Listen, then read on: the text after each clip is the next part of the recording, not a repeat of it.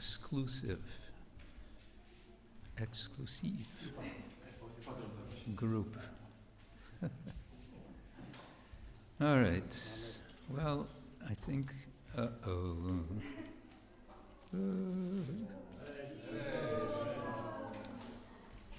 Haribo. I thought we're not allowed to wear garlands on Ekadashi.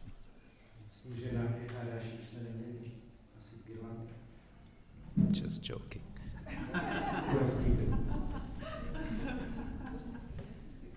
There should be a rule like that.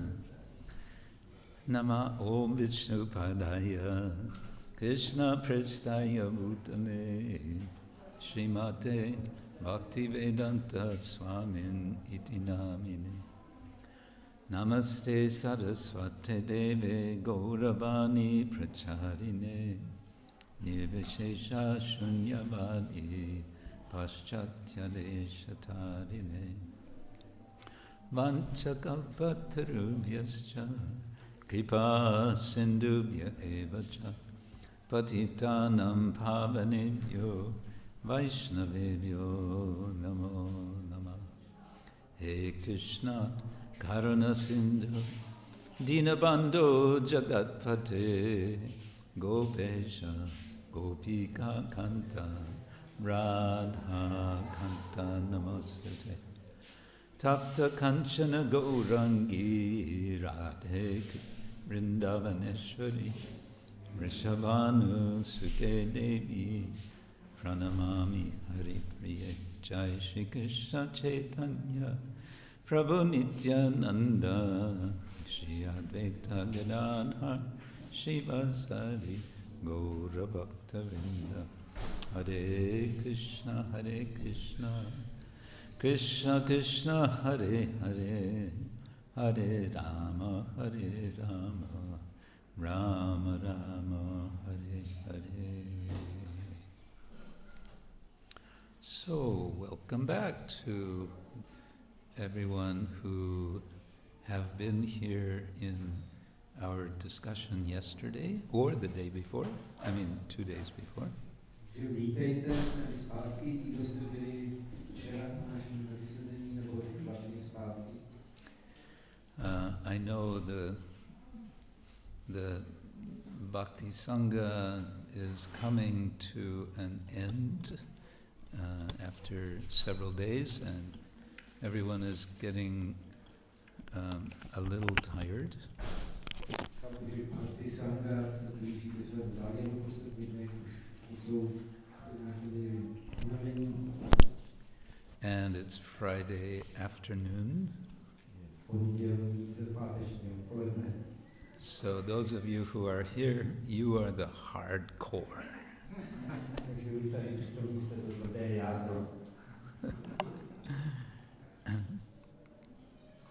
We're continuing with our discussion of hermeneutics, and we may like to use the term ISKCON hermeneutics.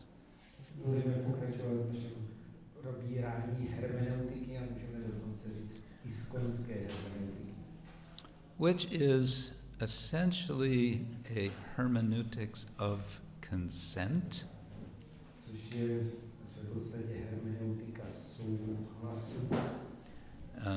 I mentioned yesterday there's 3 broad categories of hermeneutics: the hermeneutics of consent, the hermeneutics of suspicion, and integrative hermeneutics. Včera jsem říkal, že jsou 3 širší kategorie hermeneutiky, a to je hermeneutika souhlasu, hermeneutika podezření a hermeneutika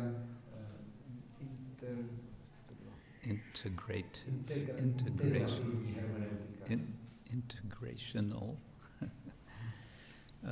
So that's a bigger topic, but we're focusing on. Huh? He wanted to have it more Czech than just integrative yes. and hermeneutics. What does this say? Well, okay. You find it in a dictionary. Yes. Okay, so, and we we stopped on this slide yesterday, in which Hari Parshad Prabhu is explaining the difference between Srila Prabhupada's, in a particular case, of his interpretation of a particular passage, in contrast to how Gandhi interpreted the same passage. A tady už jsme včera se zabývali tím, jak Hari Parshad Prabhu komentuje určitou pasáž, kterou Srila Prabhupada interpretuje jedním způsobem a Mohandas Gandhi jiným způsobem. This was just one example of how Srila Prabhupada is, although he says do not interpret, he is interpreting, but his interpreting is of a very different sort than what Prabhupada considered misinterpretation.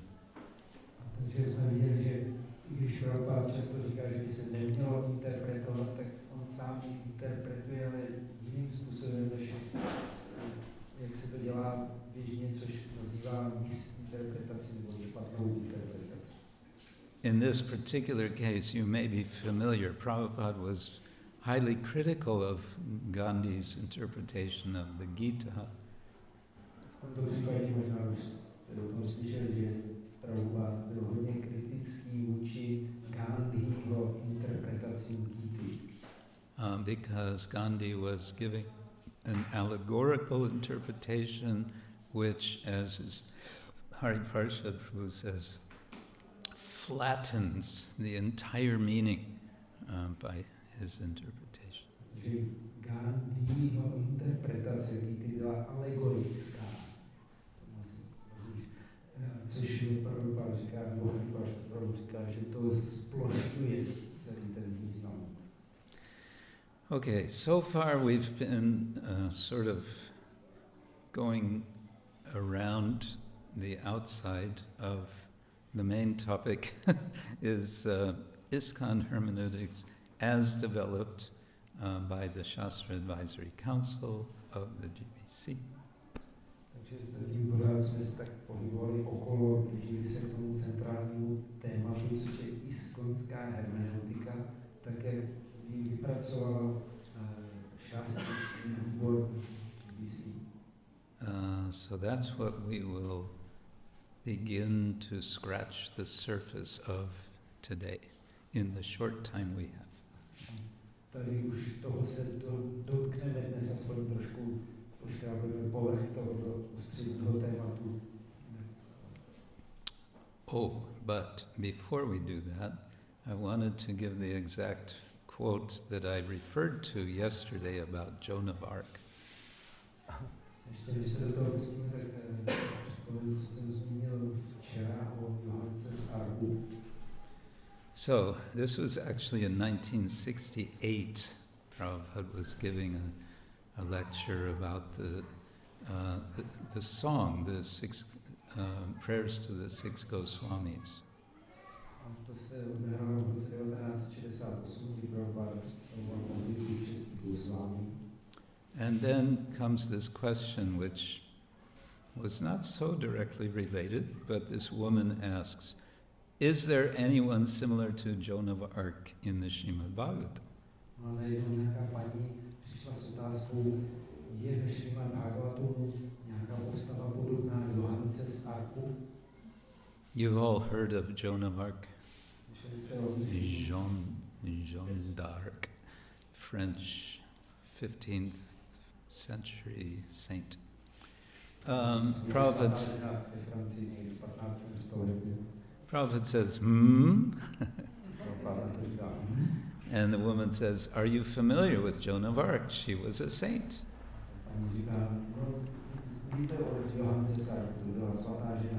And Prabhupada says, yes. Because he was educated in British way in Calcutta. The woman says, is there any person in the Srimad Bhagavatam similar to her?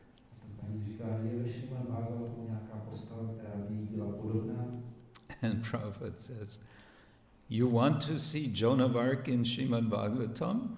Why don't you take Joan of Arc of Srimad Bhagavatam? Any activities of devotees, that is Srimad Bhagavatam. What do you mean by Bhagavatam? Bhagavatam, Bhagavatam, Bhagav. This word comes from Bhagavan, Bhagavata, Bhagavat Shabda.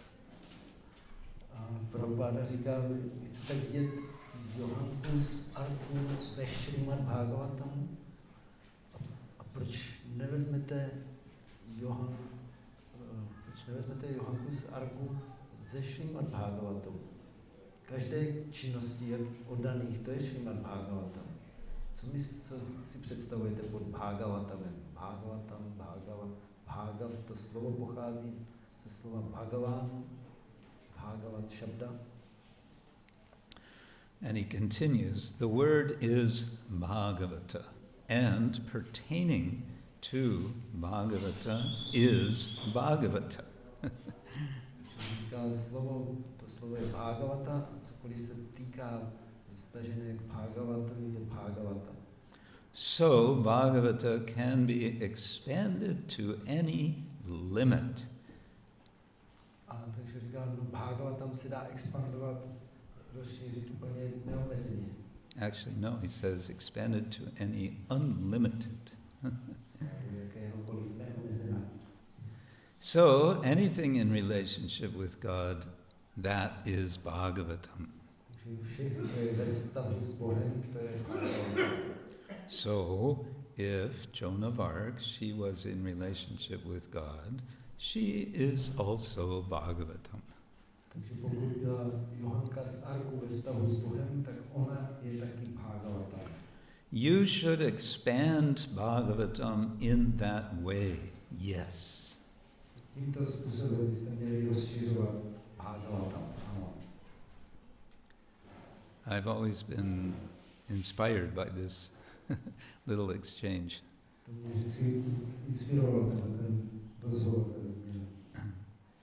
I mean, what does it mean? Well, I think Prabhupada is opening the door to say the Bhagavatam is a specific text and it's more than that.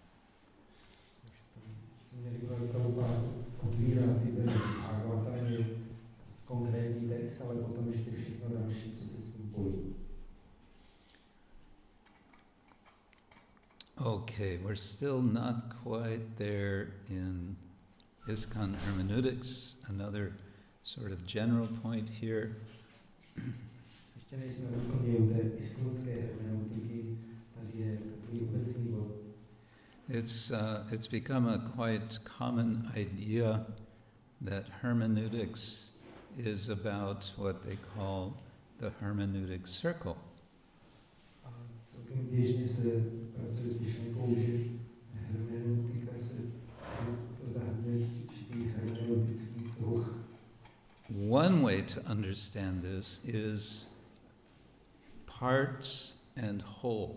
So a part of the text and the whole text.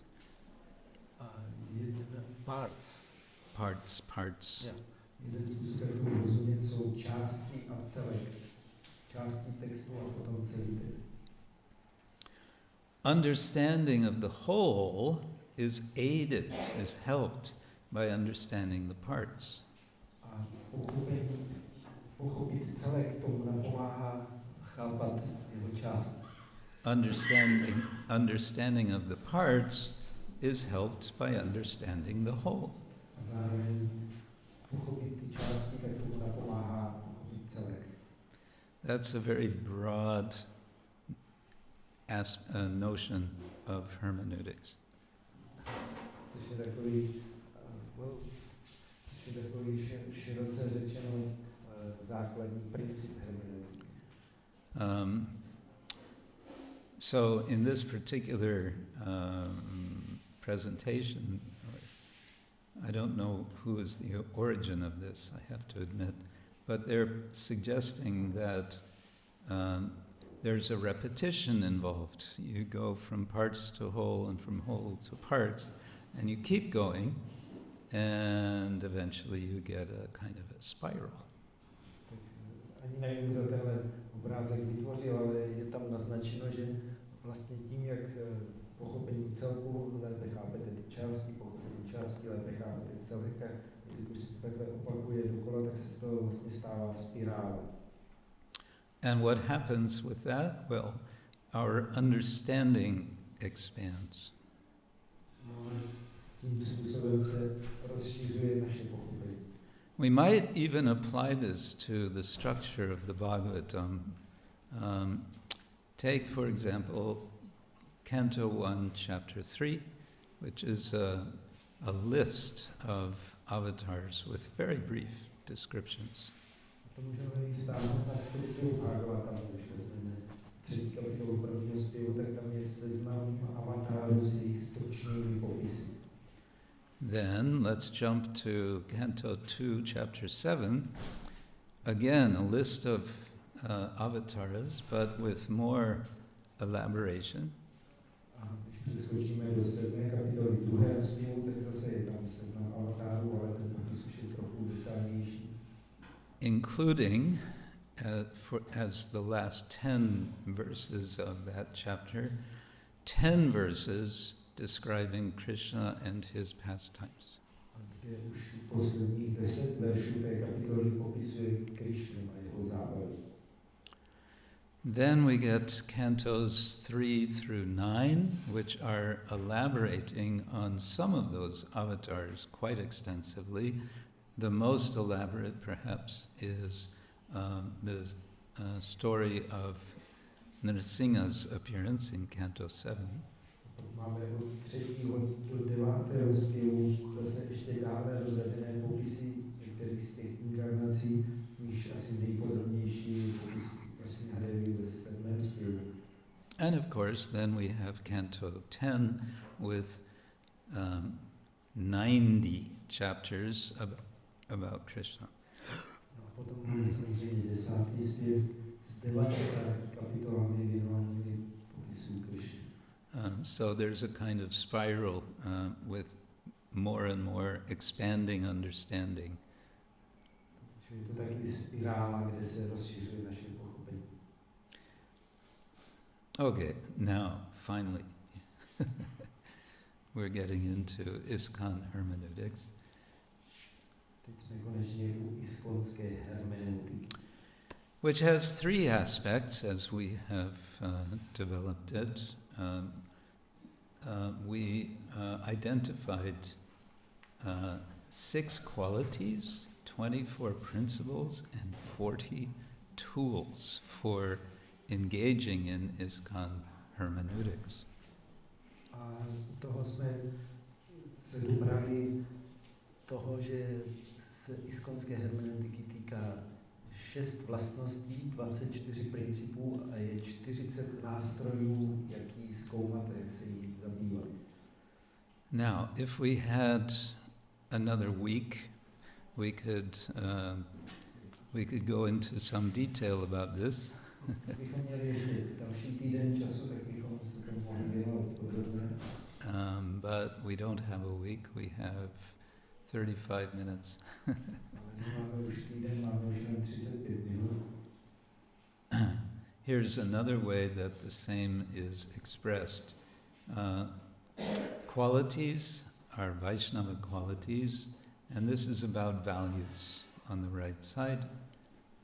No a to je tady vyjádřeno tímhletím schématem, kde teda na pravé straně máme vajšnavské vlastnosti, což se pojí s hodnotami. And then the theory of what we're doing is embodied in these 24 principles.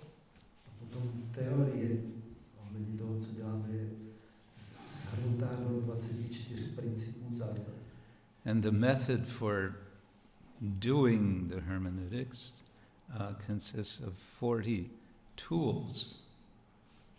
A metoda, jak praktikovat tu hermeneutiku, neboli rozbor poznání, pochopení poznání, Tak na to je 40 nástrojů. When we think about what are tools, tools are aids to accomplish things. Nástroje to jsou pomůcky, jak něčeho dosáhnout. If we're fixing a car, we need certain kinds of tools to, like wrenches and such things.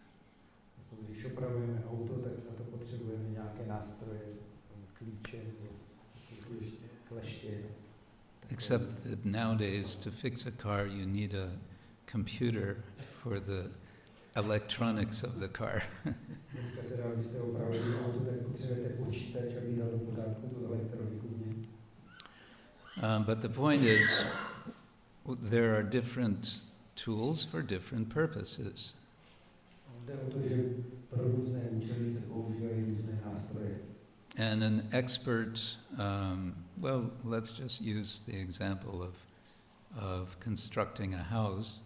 An expert carpenter, construct person building, knows very well how to use all the different tools in the different conditions for different purposes.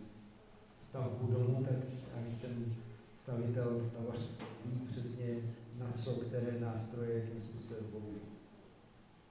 So it's a skill, and it's a skill that it takes some time to learn. No a je to umění, které trvá nějaký čas, než se člověk naučí. And so it's not that we could learn this just in one sitting. Takže tohleto se nenaučíme během jednoho sezení. This is a list of the 6 qualities identified. So this is about values. Takže tady máme seznam 6 vlastností, kterých jsme se dobrali, a týká se to hodnot.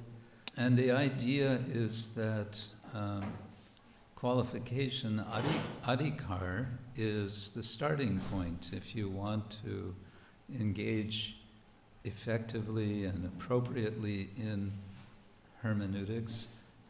There are some prerequisites. A takže tady se popisuje adhikar nebo způsobilost. Když už se chce někdo zabývat hermeneutikou, tak musí splňovat nějaké předpoklady. These are, of course, qualities that any devotee may want to cultivate. Což jsou zároveň vlastnosti, které by měl kultivovat každý oddaný. Whether or not we're engaging in hermeneutics, Ať se zabýváme hermeneutikou nebo ne. although you could say, and every devotee, consciously or unconsciously, who are hearing Shastra, we're doing some hermeneutics is there. Ale zároveň každý oddaný, ať vědomě nebo nevědomě, když studuje Shastru, tak dělá, praktikuje nějakou hermeneutiku. So the first of these, humility and a service mood, well, that's maybe obvious. První způsobilostí je pokora a služebnická nálada, což je zřejmé. And fidelity to text and tradition, this may also be obvious. A potom věrnost textu a tradici, to taky může být zjevné. Where, as I mentioned before, it is for us a hermeneutics of consent. Jak jsem říkal, tady my se zabýváme hermeneutikou souhlasu. So another way to put this is we're accepting certain texts as canonical. Což se taky dá říct, že určité texty přijímáme jako kanonické. Kanonické, yeah. The next one might not be so obvious. Discerning search for truth. A ta další způsobilost, to už není tak jednoznačně jasné, to je hledání pravdy prostřednictvím rozlišování. You might say, well, we're not really about searching for truth. We have the truth. Mohli říct, my nehledáme pravdu, my už ji máme. It's all right there. It's in the Shastra, it's in the canon, so there's no more searching needed. Už to tam je všechno v šástrách, v tom našem kánonu, tak už není co hledat. Well, we could say that, except that Lord Narayan doesn't say that in Canto to chapter 9, verse 36. No, tak jako můžete to říkat, ale vám to neříká v druhém zpěvu 9. kapitole 36. verši. When he says, what is it? Etavan eva jigyasa tattva jigyasunatmana anvaya vyatarekabhyam yatsat sarvatra sarvada. We've quoted this already before. Už jsme tady tenhle verš citovali dřív. And the word, it's, I think, possibly interesting. The word jignasa, we know this maybe from so many times Prabhupada quotes, Satato Brahma Jignasa, the first sutra of the Brahma Sutras. Tam zajímavé tohle slovo jignasa, které často Prabhupada zmiňoval jako, když citoval první sutru Vedanta sutry, Atato Brahma Jignasa. So this word, it comes a little grammar, Sanskrit grammar lesson now. So the root is jñā, or gya, we say in Bengali pronunciation, which is to know. Kořenem je jñā, nebo bengalské vyslovenosti gya, často používáme, což znamená znát. And it has this prefix jigya. And this indicates, let's see if you can translate this. This indicates the desiderative form. Okay, well, I never met such a word. It means having a desire to know.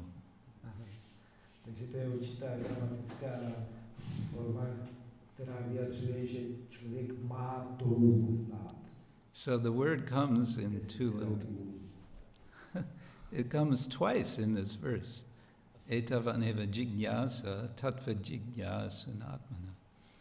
To se v tomhletom verši ze druhého zpěvu vyskytuje dvakrát.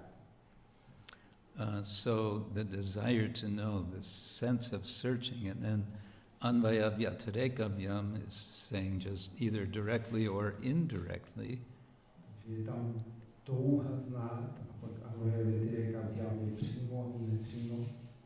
Or by positive or negative, by process of elimination, you could say. Znamená pozitivní i negativní cestou, což ta druhá znamená, že dáváme stranou, co nechceme. And then yatsat sarvatra sarvada. One should be doing this sarvatra, everywhere. A to by člověk měl dělat sarvatra, znamená všude. And sarvada, all the time. Sarvada pořád. So the point is, it's not that we've got it all now, and there's no need for any more searching.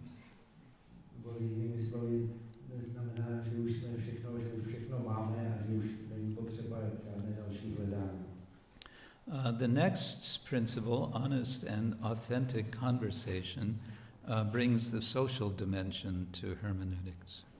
Ten další bod vnáší do hermeneutiky společenský rozměr, a to znamená poctivá a autentická konverzace. And of course, we could relate it to the principle of humility. Což můžeme stáhnout principu pokory. And we could relate it to discerning search for the truth in conversation. Můžeme to vztáhnout tomu neustálému hledání pravdy v rámci rozhovoru.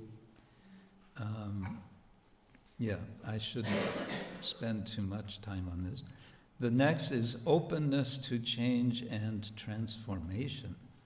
A další kvalifikací je otevřenost změně a přeměně. And we might have some doubt about that. I've already done all the changing I plan to do in this life. I shaved my head, I put on tilak, I put on lots of neck beads. Bychom mohli říkat, no, já už všechny změny, co byly potřeba, už jsem udělal. pohodl jsem si hlavu, namaloval ty lajk, navěsil na sebe hodně korálů. So don't ask me to make any more changes. Tak nechtějte po mně, abych ještě dělal nějaké další změny.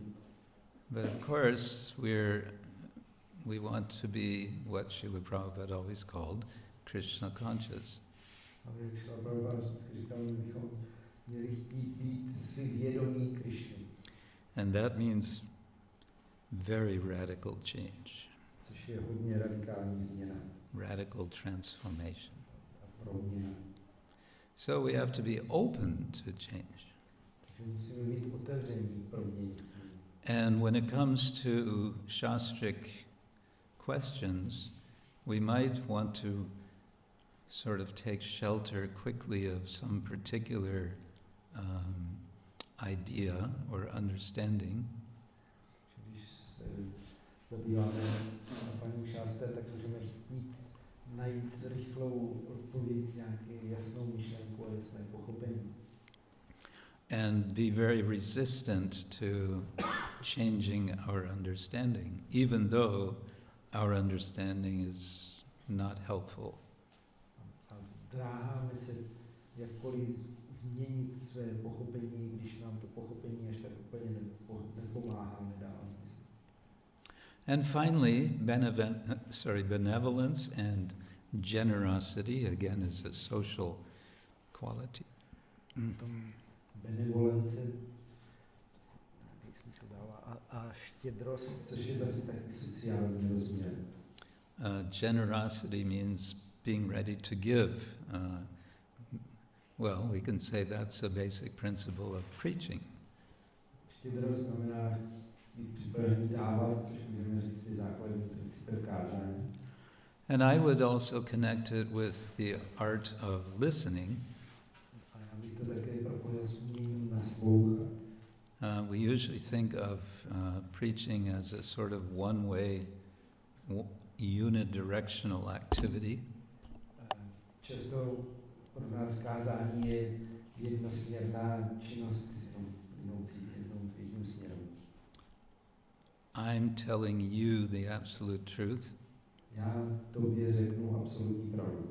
which is not wrong. We heard very nicely this morning Trivikram Swami urging us to be bold in our preaching. That's not a wrong thing.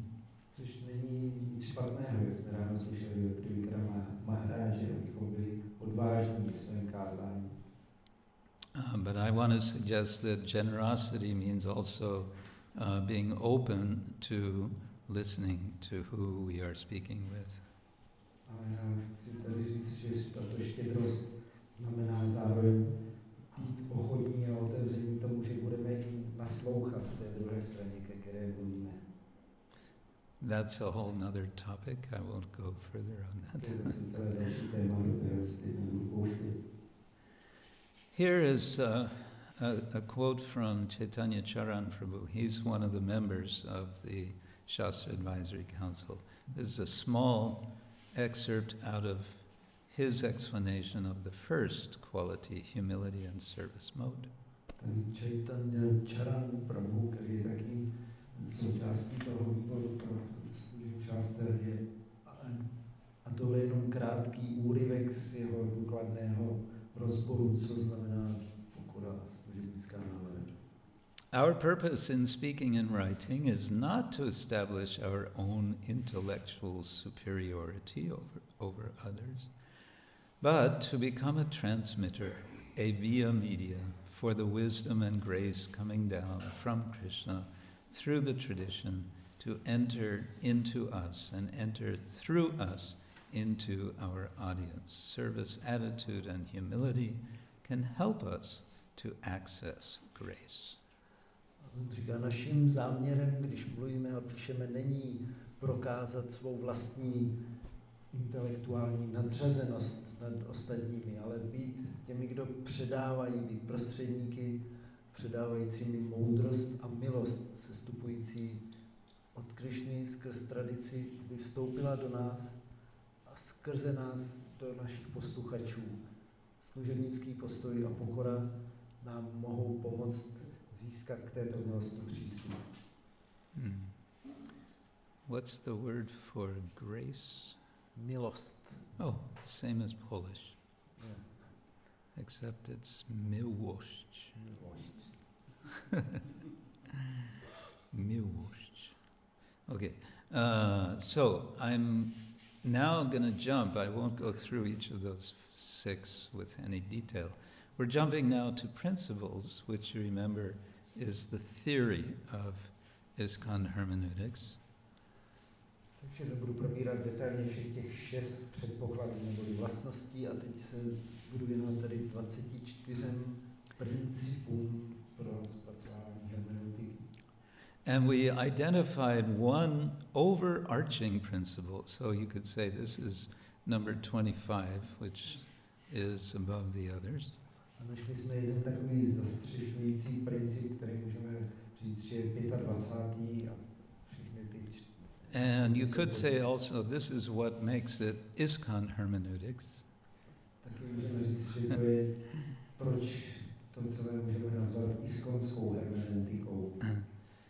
Understanding tradition through Srila Prabhupada, accepting Srila Prabhupada as the representative and conveyor of the essence of the tradition and parampara in the most appropriate way for our understanding and application. Tím principem je chápat tradici skrze Šrilu Prabhupádu, přičemž Šrilu Prabhupádu přijímáme jako představitele a toho, kdo předává esenci tradice a parampary a snažíme se to dělat co nejpříhodnějším způsobem, abychom to mohli chápat a uplatňovat. Actually, this is kind of half the story. In later principle is explained, it works the other way around also. A tohle to je taková polovina příběhu. V dalším principu víme, že to funguje i v opačném směru. Understanding through Srila Prabhupada and understanding Srila Prabhupada through the literature, through the canon. Nejenom, že chápeme texty skrze Šrilu Prabhupádu, ale skrze ty texty chápeme Šrilu Prabhupádu. And that's also a kind of hermeneutic circle. It's going back and forth, back and forth.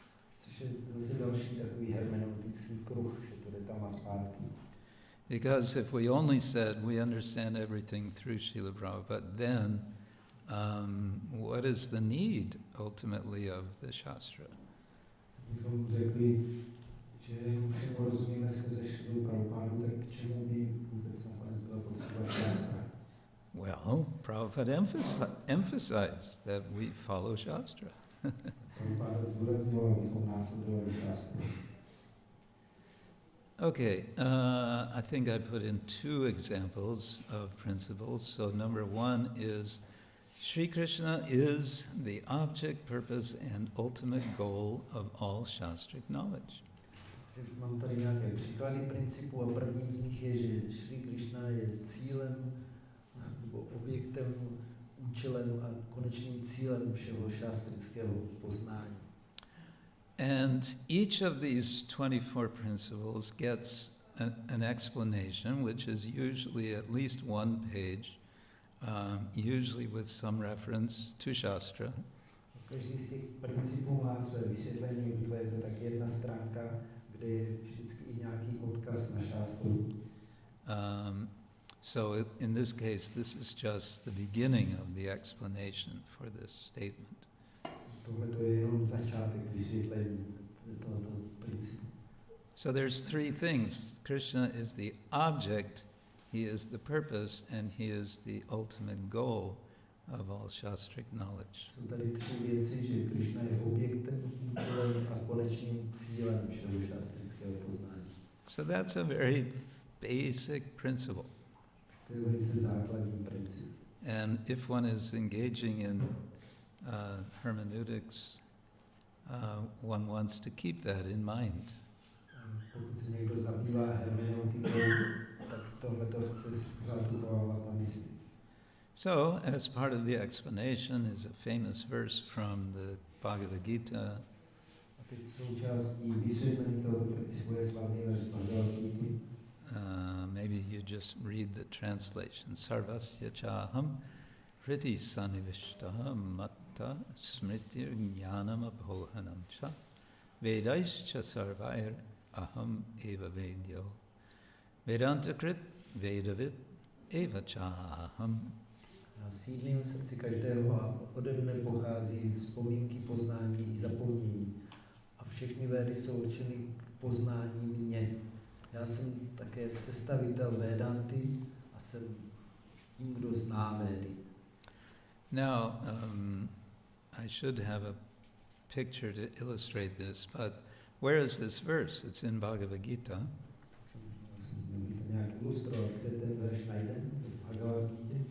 And Bhagavad Gita is for us canonical scripture.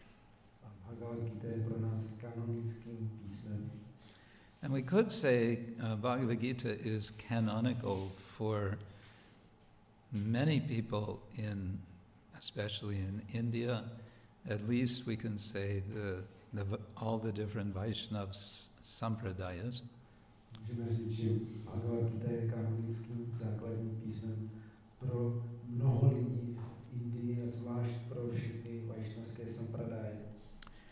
Then the Srimad Bhagavatam is also canonical for us.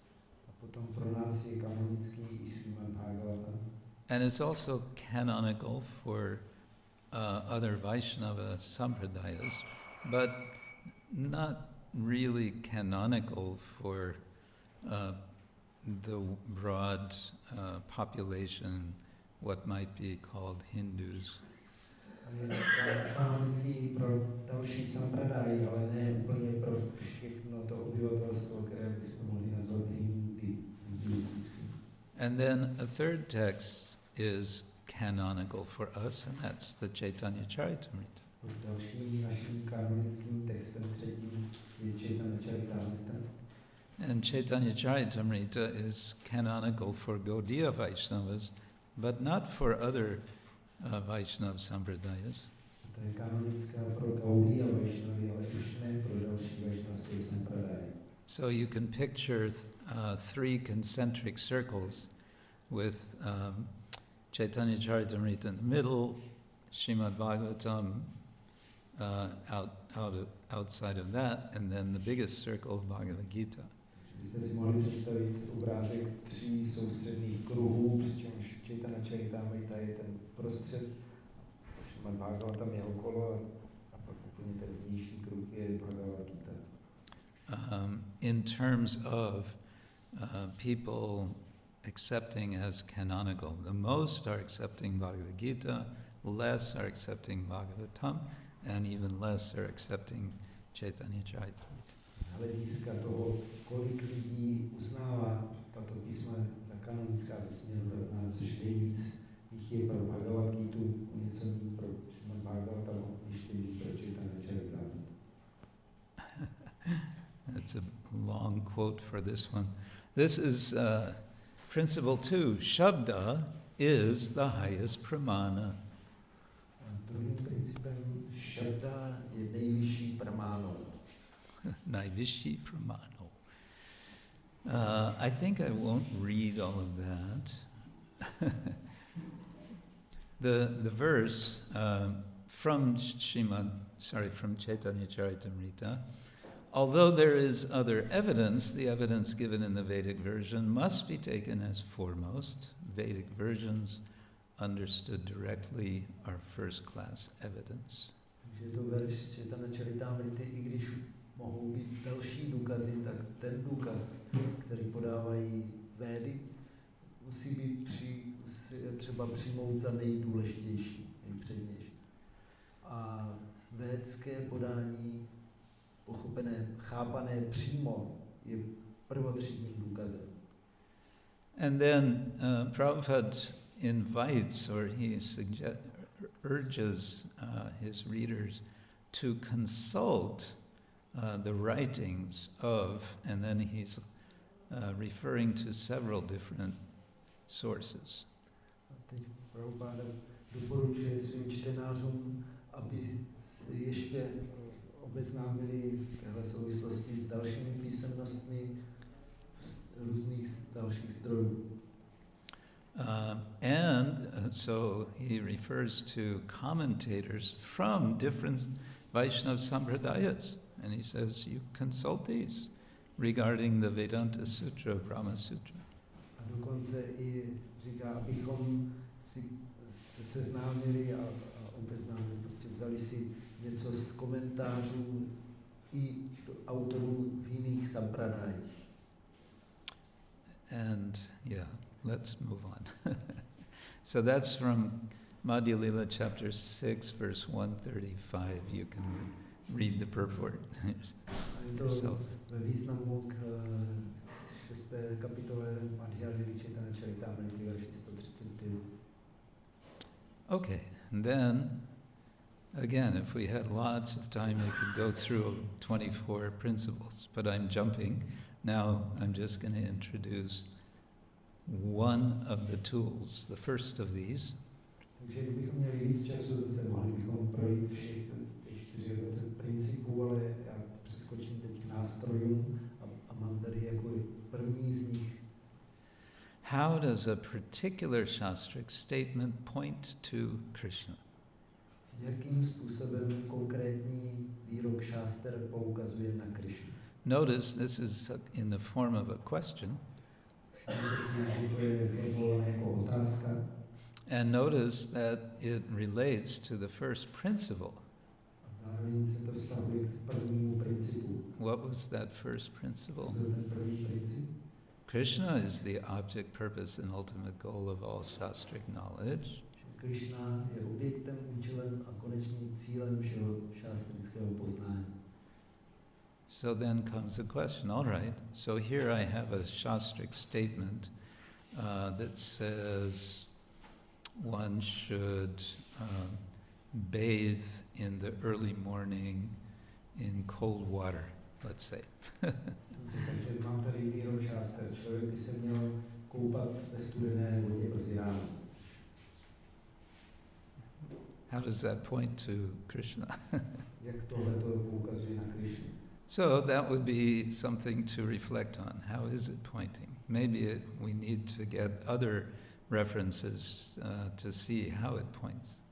To je potrava k přemýšlení, jakým způsobem to ukazuje na Krishnu. Možná k tomu potřebujeme ještě nějaké další odkazy.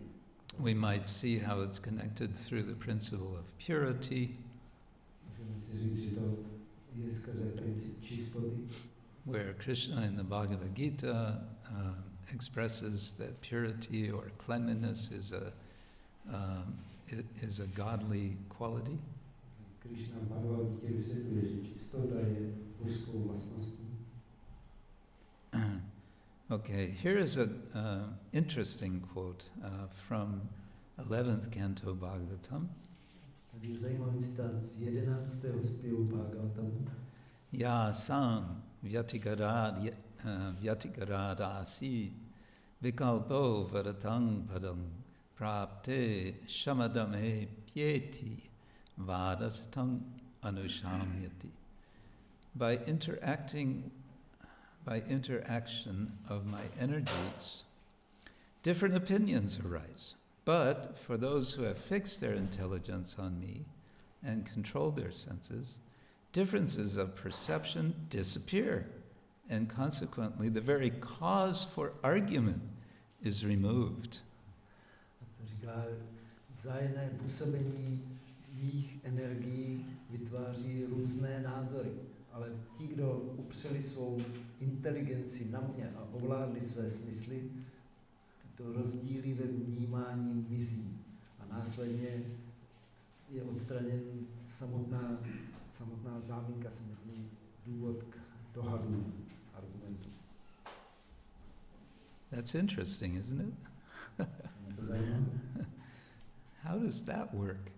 Well, it says for those who have fixed their intelligence on me and controlled their senses, differences of perception disappear. Takže je tam řečeno, pro ty, kdo upřeli svou inteligenci na mě a ovládli své smysly, mizí rozdíly ve vnímání. So one could say one is using this tool to ask, how is this directing me to Krishna?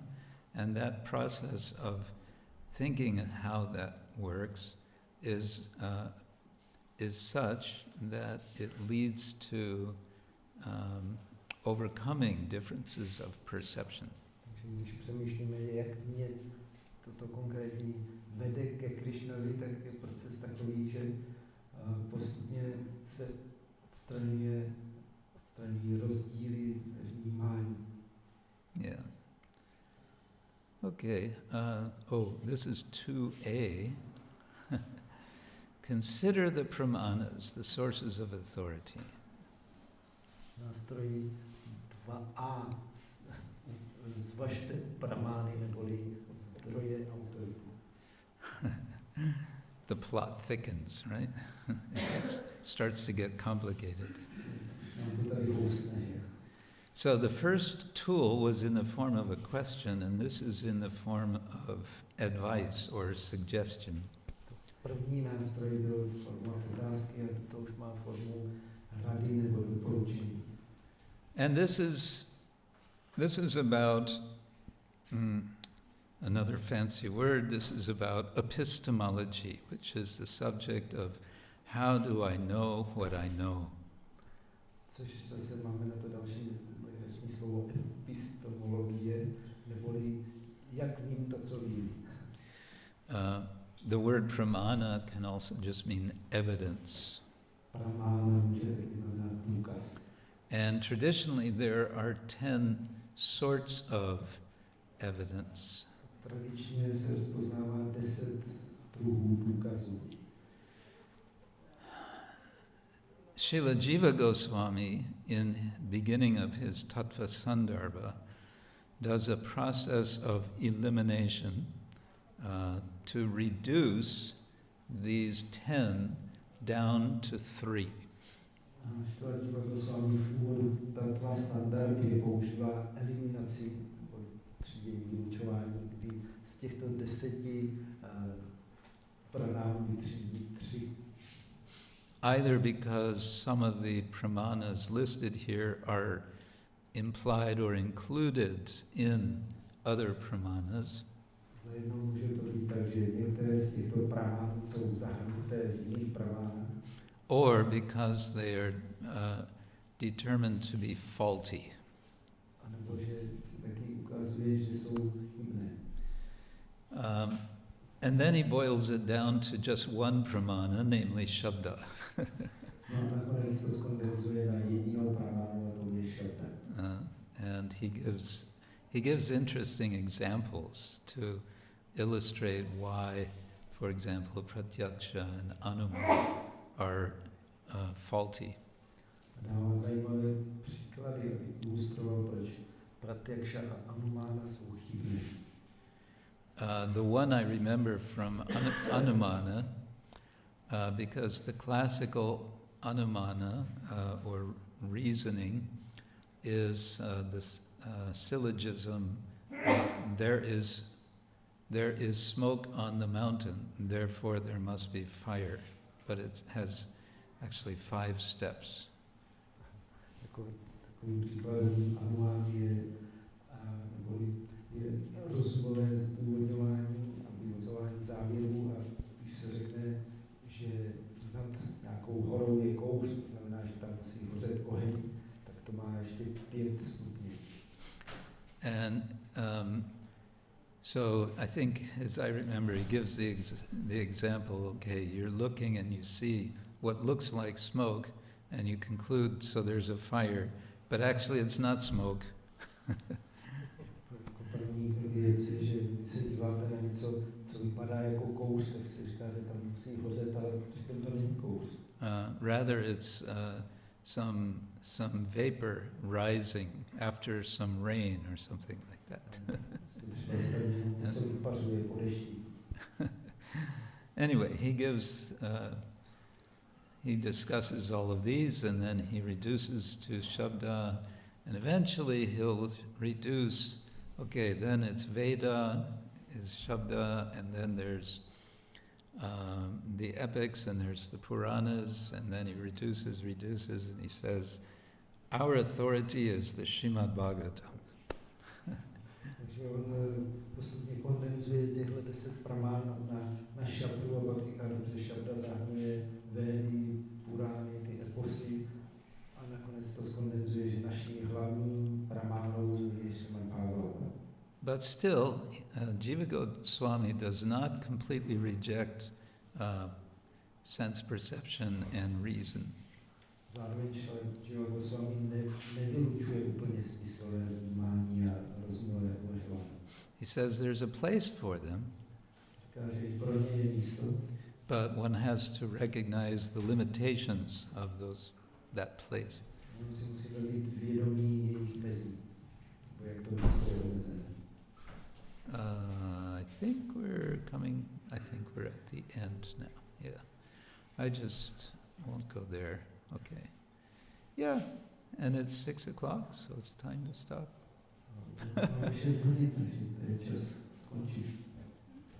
Maybe a little bit of review if anyone, unless someone has a comment or question. Pokud někdo nemá otázku, komentář, tak bych ještě udělal takový přehled.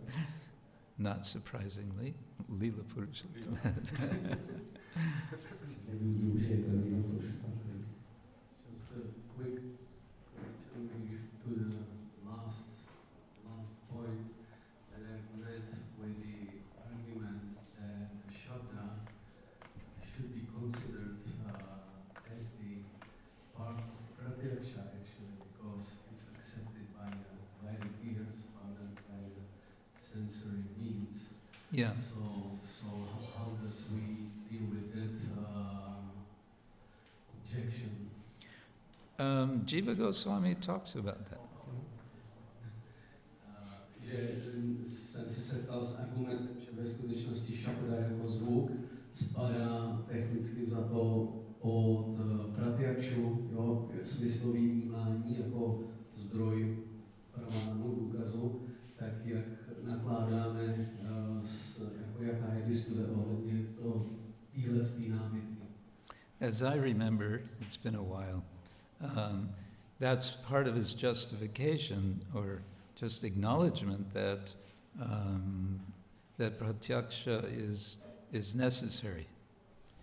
Myslím, že právě to je pro Jivu Goswamiho bod, kde uznává, že i ta pratyaksha smyslové vnímání je potřebná. What if the argument is put from the other side? It wants to discredit the Shabda in a sense. Well, když to chce diskreditovat šabdu. yeah, as I said, it's been a while since I've looked at that, but he does give, I think, as I remember, he anticipates that. Tak myslím, že on to tam předvídá. But I don't remember how. Sorry. It's all in the Tattva Sandarbha with the Sarva Samvadini auto commentary. Je to všechno Tattva Sandarbha s tím autorovým vlastním komentářem Sarva Samvadini. Yeah. Yeah. Yeah. Někdo máte otázku? Everyone. Yes, Hansa. Whoops. Já jenom takovou, jak na to datování. Setkal jsem se s názorem od jednoho ideologa tady v Čechách, vypadlo mi teď jméno, že tendence Evropanů datování Bhagavatamu a dalších Upanishad částer, ta tendence Evropanů posouvat co nejvíc po našem letopočtu, když tomu hraje roli určitá jako zaujatost, to, že to dělají evropští myslí.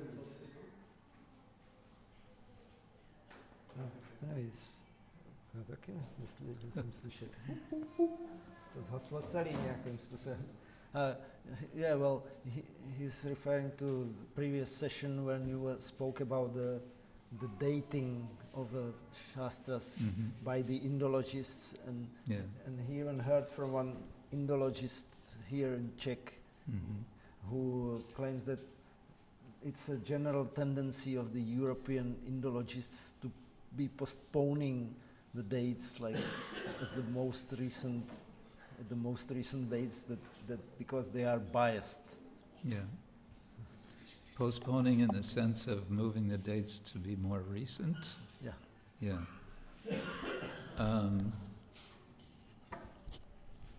That may be, I don't know how generally true we can say that is, but there is a good deal of caution used in the matter of dating. They're very cautious. Like careful. Careful, cautious. Yeah. They don't want to... Že ve skutečnosti ti vědci, kteří se zabývají určováním těch dat, že jsou velice opatrní. An interesting case is the dating by Indologists of the Bhagavatam. Zajímavý případ je, jak datují indologové Bhagavatam. There has been such an incredibly wide range of educated guesses. Je tam neuvěřitelně široký rozsah těch takzvaně vzdělaných dohadů. From, if I remember, as early as, let's say, 1000 before the Common Era to 1600 of the Common Era. Někteří ho datují až 1000 let před naším letopočtem a jiní až do 16. století nebo 1600 let po našeho letopočtu. One scholar who is also a Krishna Bhakta has written a very good article that sort of collects all of the educated guesses, all of the speculations on the dates of the Bhagavatam, and he weighs them. How plausible is this particular date or implausible? Jeden učenec, který je zároveň Krišna Bhaktou, o tom napsal článek, kde srovnává všechna ta data, která různí vědci uvádějí a tam i zvažuje, nakolik je které hodnotné nebo pravděpodobné, použitelné. And as I mentioned yesterday, 2-3 days ago, it became sort of general consensus that the Bhagavatam is from 900 to 1000 of the Common Era. Už na tom prvním sezení jsem říkal, že nejběžnější pochopení je, že Bhagavatam byl sepsán mezi lety 900 až 1000 našeho letopočtu. But there was one scholar, Dennis Hudson, the late Dennis Hudson, who spent 25 years researching, studying one particular temple in South India. Právě byl jeden učenec, Dennis Hudson, který nedávno zemřel, ale 25 let se věnoval studiu jednoho konkrétního chrámu v jižní Indii. In which there are many sculptures, kde je mnoho soch, which are all images of personalities described in the Bhagavatam. A všechno to jsou výjevy podoby osobností popisovaných ve Srimad Bhagavatam. And this temple can be exactly dated because there is a date in the temple by the king who had it built. It's from the 8th century. A ten chrám se dá jasně datovat, protože král, který ho nechal postavit, tam taky nechal vytesat datum, kdy to stavěli. A bylo to v 8. století. So this particular scholar argued that the Bhagavatam must be from at least 100, maybe 200 years before that, because it would take that time for those images to be meaningful to people. Takže ten učenec se snaží dokázat, že to je potřeba, aby Protože to je důkaz toho, že Bhagavatam musel být známý už 100-200 let předtím, než ten chrám začali, nebo než ho postavili, protože aby ty výjevy dávaly lidem smysl, aby se k tomu, jim to něco říkalo. There's a whole book on that one temple that was, well, he was writing, but then he died, and then some of his friends finished the book and published it. It's fascinating. Je i kniha, kterou on sice nedokončil, protože zemřel, ale nějaký z jeho přátel to i dokončil a už to vydali a je to fascinující čtení. It's called The Body of God. Jmenuje se to Tělo Boha. And then there's a subtitle about an 8th century temple in Kanchipuram, something like that. Má to podtitulek Chrám z Kančipuru z 8. století. It's fascinating because he doesn't just say, oh, this must be all Bhagavatam. He goes into incredible detail to analyze why particular sculptures or panels are in particular positions in relation to each other. Že on nejenom, že by řekl, tohle to je jasně všechno z Bhagavatamu, ale i tam se zabývá detailně tím, proč jsou ty jednotlivé výjevy v nějaké souvislosti, proč jsou rozmístěné v určitých vztazích. Yeah. Anyway, this dating business is, it's one way that Indologists keep themselves busy. Takže tohle datování je jedna z věcí, které se indologové věnují, aby měli co dělat. And it gives them something to argue about with each other. Aspoň mají jako nějakou potravu, o které se můžou dohadovat. Yeah. Mezi sebou. It's kind of a universe in itself, Indology. It's like a whole universe. Ta indologie je sama svým vesmírem. I've attended one conference of the same group on 3 different occasions. I presented something at each of the conferences. And yeah, it's a fascinating world. Já jsem měl 3 různé prezentace na setkáních takové skupiny a je to zajímavý svět. They're very, they're very dedicated people. They're very, I don't know. It's like, it said there's 400,000 human species, right? 400,000 different species. Takže oni jsou té věci hodně odevzdaní. Jako je řečeno, je 400 000 druhů lidských těl. And one of those is Indologist. Jedním z těch druhů je indolog.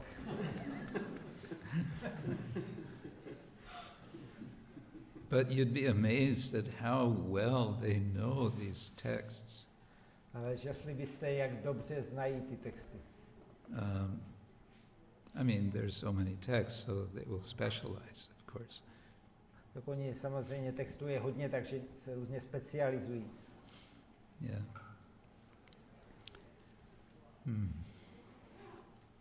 Someone had a question back here. Is that all right, Hans?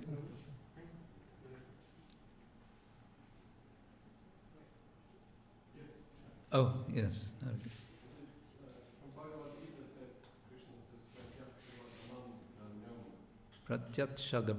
Pratyakshavagam dharmyam susukam kartum avyayam.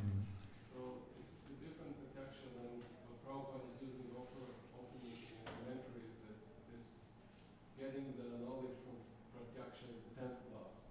I'm here, you are here, like this is pratyaksha, direct seeing. But then Krishna speaks about something else, the realization over the reality. And he calls it also pratyaksha. Yeah. And like a noble one. Yeah. Yeah. So this realization, some of these spiritualists, they keep emphasis on this realization, me and God, directly. And you cannot tell them anything because they have a relationship with God. So some of our devotees just slipped into that meeting God directly, and we don't need to hear anybody else. So if you can comment on that. A jsem si řekl, že pratyakša, kterou Prabhupada používá, nebo Krishna používá v Bhagavad Gita, se týká přímé realizace pratyakša. A pak je pratyakša ta, že vidíme přímo věci, jako já jsem tady, Prabhupada říká, ty seš tady, přímá, vidíme věci, jaké jsou. Takže jsou lidi, kteří říkají, že mají přímý spojení s Bohem, že to je ta pratyakša, která je nejvyšší, jako, která existuje, ještě vyšší než prama. They say this pratyaksha is actually higher than Shabda, because this is the realized Shabda. Yeah. So how can you argue with somebody who says, the deity told me something was right? You probably cannot argue with them. But, yeah. Jak argumentovat lidem, kteří řeknou, no mě božstvo včera něco vyjevilo, a co na to můžeme namítat, tak Maharaj říká, no asi nemůžeme namítat nic. Didn't Srila Prabhupada once say, someone who claims I am my own guru has a fool for a student? Srila Prabhupada někdy říkal, jakmile někdo prohlašuje, myslí si, já jsem sám svým guruem, tak má za žáka hlupáka.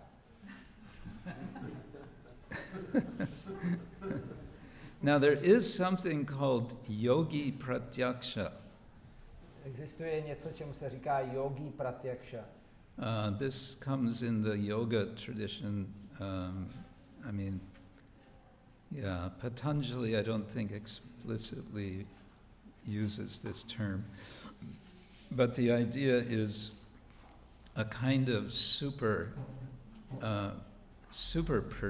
perception, which comes as a result of practicing and perfecting yoga. No, nemyslím, že by to používal Patanjali, ale je to v jogové tradici, se o tom mluví jako o nějakém vyšším stupni vnímání, které je výsledkem praktikování jógy.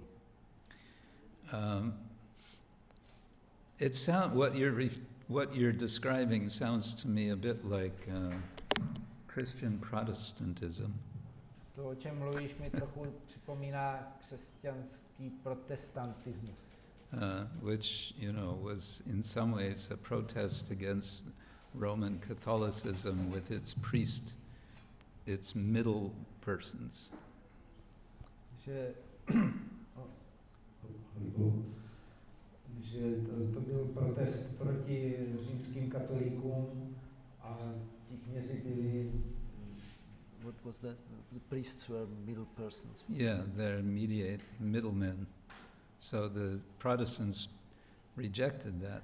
A že protestanti odmítali, že by kněží byli prostředníky ve vztahu s Bohem. So in the history of religions, you can say that impulse, that idea always comes up. I don't need any mediation. To se znova objevuje v historii náboženství, ta myšlenka, já nepotřebuju žádné prostředníky. But then what usually happens is someone who is making that claim becomes a leader of other people and becomes the mediator for them. Ale obvykle se stává, že kdo tohleto prohlašuje, tak se stane vůdcem dalších lidí a stane se on jejich prostředníkem. And if they're saying, I don't need any mediation, if they give any value to Shastra, then you have to ask, well, what about Krishna's statements? What about Narayana's statements that one must accept a guru? Takže pokud prohlašují, že nepotřebují žádného prostředníka, ale zároveň mají nějakou, to berou nějak vážně šástru, tak si potom řeknou na ta prohlášení Krišny Narayana, že když člověk pochopil Boha, tak musí přijmout guru. You can also ask if they say, no, I don't even care about Shastra, it's just me and God. All right, where did you get the idea that there is God? Pokud řeknou, ani šástra nezajímá, neuznávám ani šástru, je to jenom o mně a Bohu, tak se zeptat, a odkud máš vůbec myšlenku Boha? Well, I just woke up one morning and I just knew it. There's God. And I am His confidential whatever. Můžu říct, no já jsem se jednoho dne ráno probudil a bylo mi to jasné, že je Bůh a já jsem jeho nějaký důvěrný společník. But another point, because you're asking how to argue with such a person, maybe instead of arguing, you can say, oh, that's fantastic. You have a direct relation with God. Takže když se ptáš, jak se s těmi lidmi bavit dál, tak místo, aby se jim něco namítali, nějaké argumenty proti, tak můžete říct, to je fantastické, ty máš vztah s Bohem. Tell me about it. Tak mě o tom řekni. Tell me about your relationship. Řekni mi o svém vztahu. No, I don't share it with anyone. Oh, okay. No, já se o tom nebudu s nikým sdílet.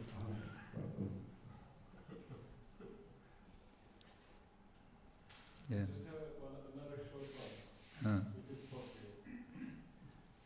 Prabhupada uses this Pratyakshara Shabda when somebody asks, who is your father and the only mother knows.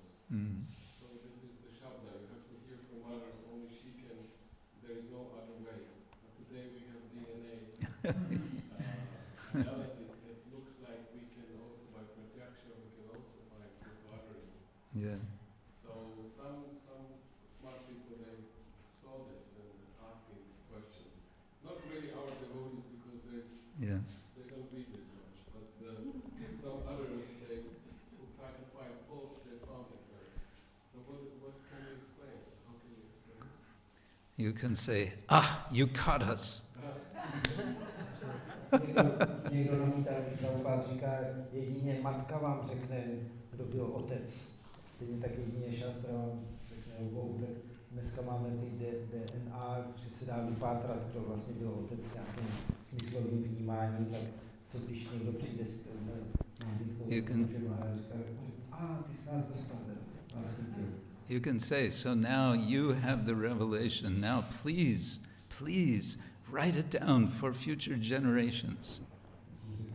Takže ty teď máš to zjevení, tak to prosím tě sepíš pro budoucí generace. And call me in 2,000 years if your book is still being read.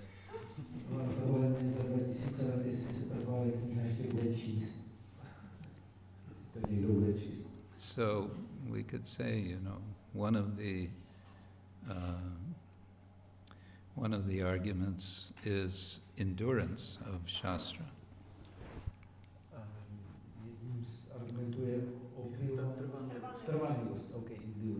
Yeah.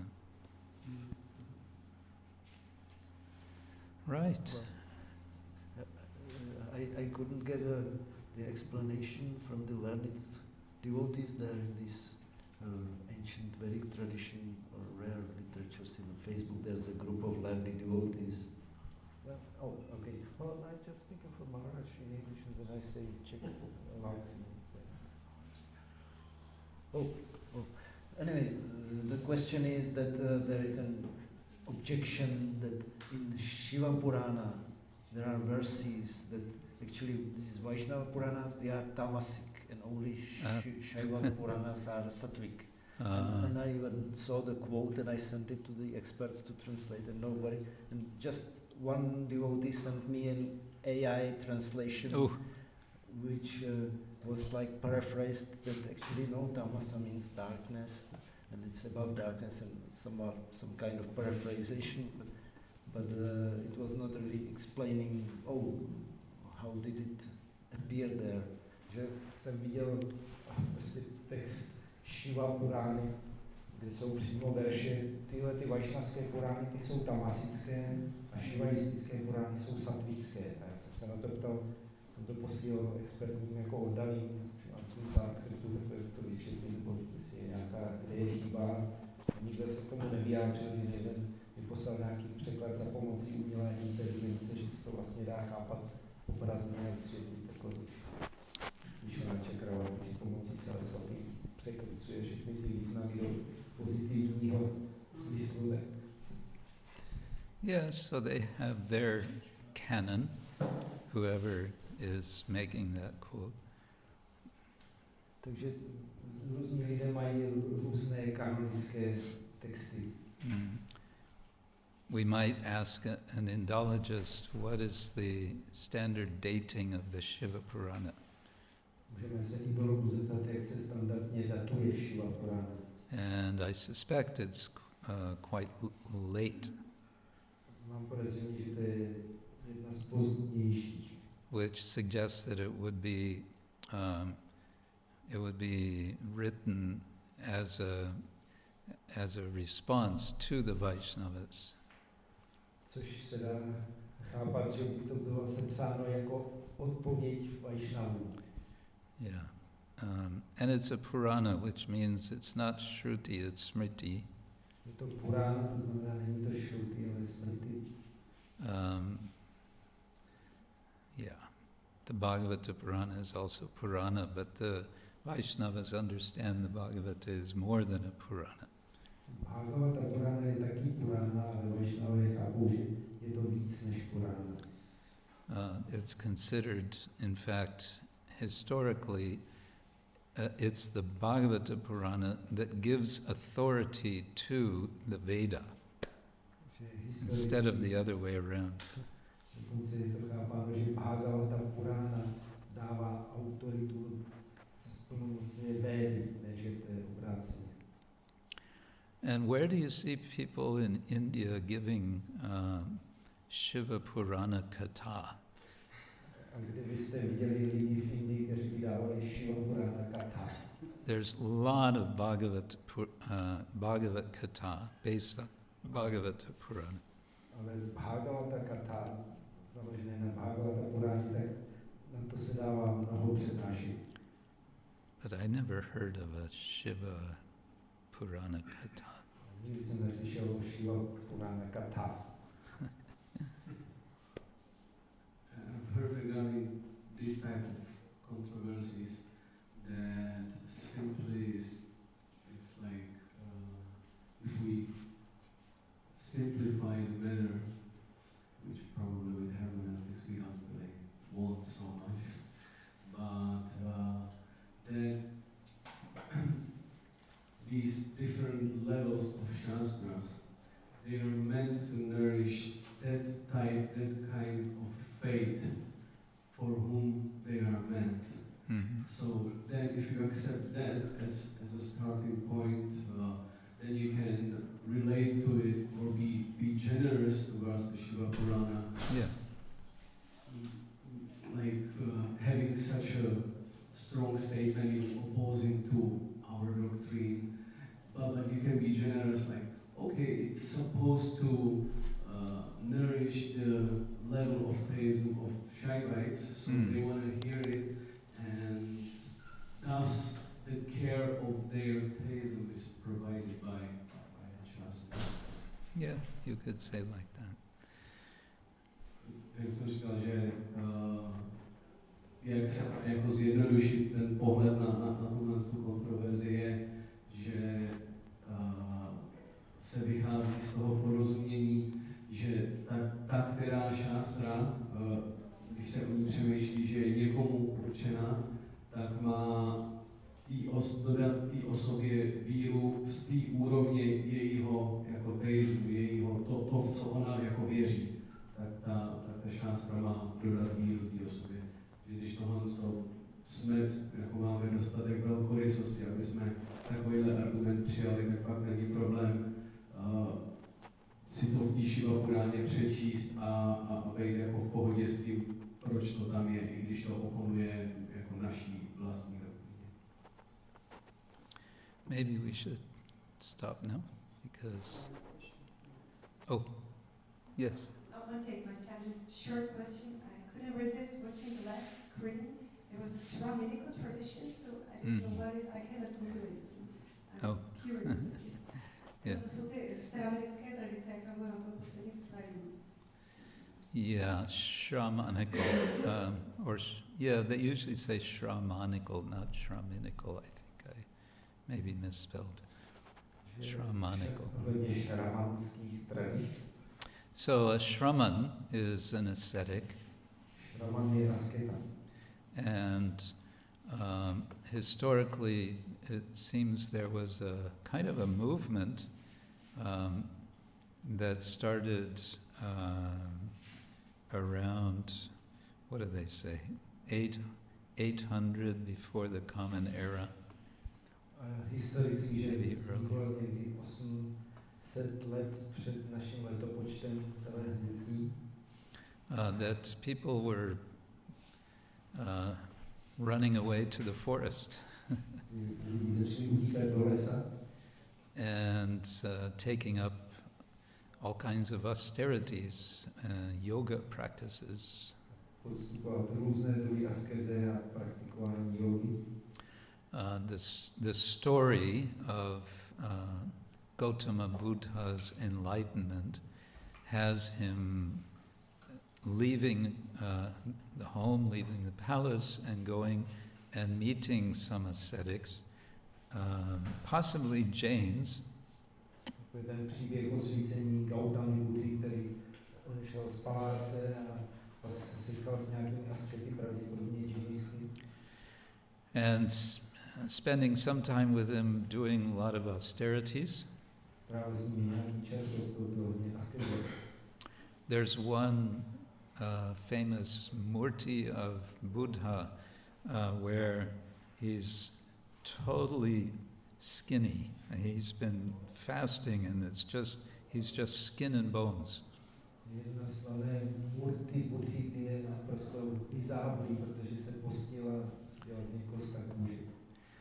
But at some point he decides, this is not getting me anywhere. I'm not getting self-realized by just doing all this. Jednu chvíli si uvědomil, ale to mě nikam nevede a jenom těmihle praktikami nedosáhnu seberealizace. And that's when he bloops from the Jains. Takže blupnul těch džinistů. And he goes and sits down famously and meditates. And in one night, he has all this realization, and then next morning he's the Buddha. Pak je ten slavný příběh, jak usednul pod stromem a meditoval a během jedné noci se mu zjevilo tolik realizací, že ráno z něj byl Buddha.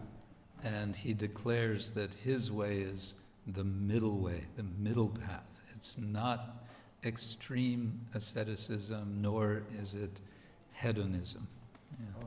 Prohlásil, že jeho cesta je střední cestou, ani extrémní askeze, ani hedonismus. But in general, scholars talk about this. These are Shramanical traditions in contrast to the Brahmanical traditions. Učenci obecně mluví o šramanské tradici jako o protikladu brahmanským tradici. Where the life is oriented around the Vedic literature, which is giving instruction to perform yajna. Že se život točí kolem védských textů, které doporučují provádět jagny. Which includes, often in these sacrifices, includes animal sacrifice. A mezi obětí se taky často zařadí ubití zvířat. Sometimes a lot of animals are sacrificed in one of these V moderních dobách se rituals. často mnoho zvířat. So there's a sense that there's a kind of rising protest against that by the Shramanical traditions. Takže to vypadá, že ty šramanské tradice vznikaly na protest proti tomu zabíjení zvířat. And this idea of ahimsa kind of grows out of that protest. Z toho protestu vyrůstá ta myšlenka ahimsa. Yeah, that's putting it in a nutshell. I'm writing about this in the beginning 2 chapters, well, the first chapter of a book that I'm writing. Já o tom píšu na začátku první kapitoly knihy, na které pracuji právě. called Yoga and Animal Ethics. Nazvané yoga a etika spojená se zvířaty. And I should say that it's not just, it becomes complicated because the Upanishads are, in many respects, sort of bringing these two together. Je to celé komplikované, protože Upanishady tohle dvojí nebo se spojují. Yeah, that's another seminar. To by zase byl další seminář. Okay. Thank you all so much for joining, taking part. And eventually, perhaps all of this will be offered in a course, this hermeneutics. Všem vám děkuji tady za účast. Nakonec by tato hermeneutika měla být sestaven celý kurz na vyučování hermeneutiky. Actually, the course has been run a few times, with different groups of devotees online. Už několikrát dokonce takový kurz proběhl s různými hodami, kteří se účastnili virtuálně. And everyone who took part was very enthusiastic about it, saying, "This is great, this is what we have needed." No, každý, kdo se toho zúčastnil, byl nadšený, že to je výborné, že přesně to jsme potřebovali. Personally, I think it would be good to institute it as a regular course, especially for devotees who have already completed Bhakti Shastri. Já si osobně myslím, že by se to mělo zavést jako všeobecný kurz, zvlášť pro hodany, kteří dokončili Bhakti Shastri. So, stay tuned. Takže buďte s námi. Thank you all. Srila Prabhupada ki jai. Ananta Koti Vaishnava Vrinda ki jai.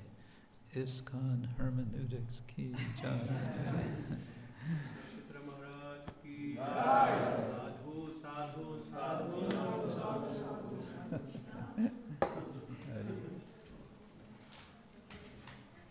So we're going to, if anyone's interested, we're going to sing one bhajan in the temple.